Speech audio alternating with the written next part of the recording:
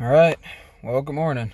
I was gonna try to get a video out before I went into work, but then I didn't have enough time to really talk about what I really wanted to talk about, or not even so much what I want to talk about, what I feel like God wants me to talk about. So, um, this actually, man, it goes so deep, and I was trying to just really find how can I condense this in such a short time. I've got 15 minutes for break, but I'm probably not going to talk for 15 minutes.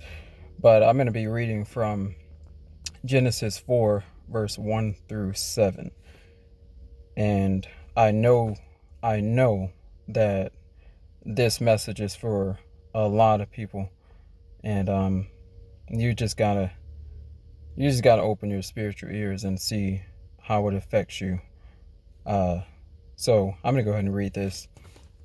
But and it's from the King James Version. And Adam knew Eve, his wife, and she conceived and bare Cain, and said, I have gotten a man from the Lord. And she again bare his brother Abel, and Abel was a keeper of sheep, but Cain was a tiller of the ground.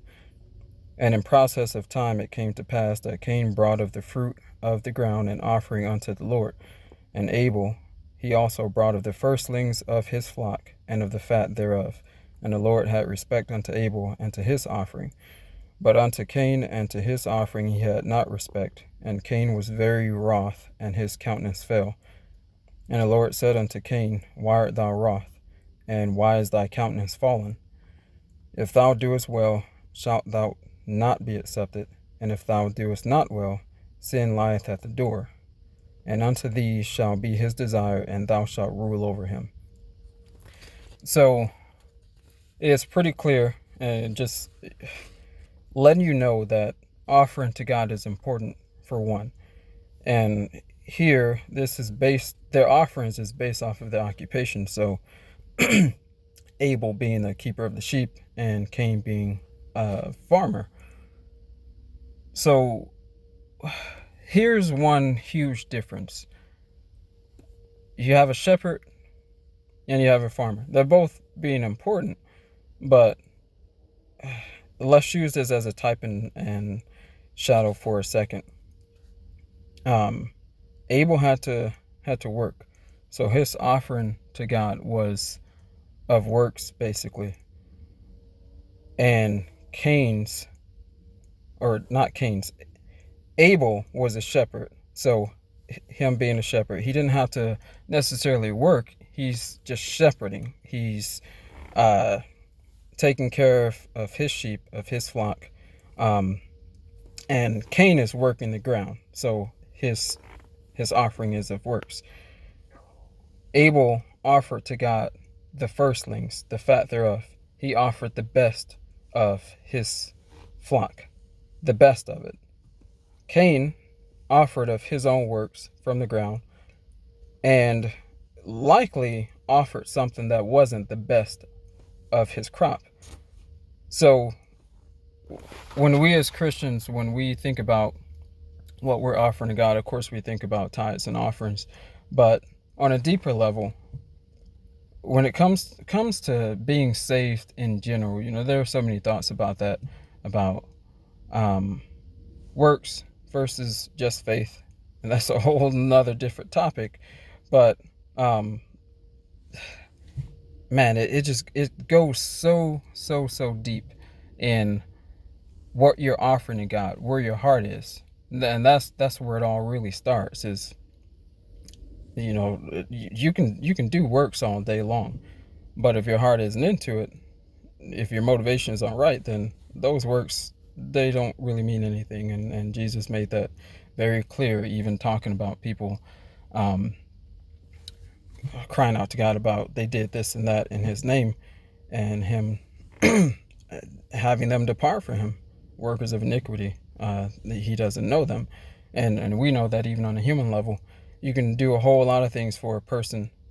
Look, people on social media, for example, I don't know, just pictures of, I just gave this homeless person $10 or something like that. Look at me.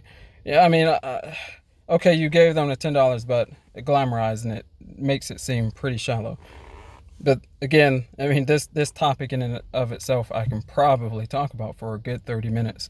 But what the main point that I wanted to make with this, that really was a revelation for me, was that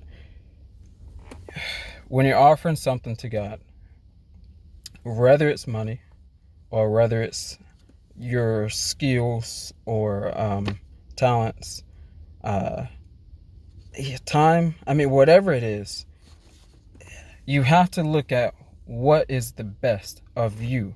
So that's going to be different. You've got professional athletes, that's all they know.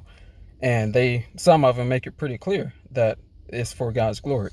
It probably wouldn't, I mean, they could, but they're looking at, well, how best can I glorify God? Probably wouldn't get that. He probably wouldn't be glorified as well, or as much as he would if they were, I don't know, writing a paper or something like that. That's not their trait. But in a professional field of sports or something, playing football, basketball, whatever it is, that's their niche. That's their that's the best of them. And some people are speakers. Some people are writers. Some people, um, I mean, you can think of almost anything. Only you as an individual know what your best is, or at least what you believe it is. And you're probably going to get affirmations from people who know you.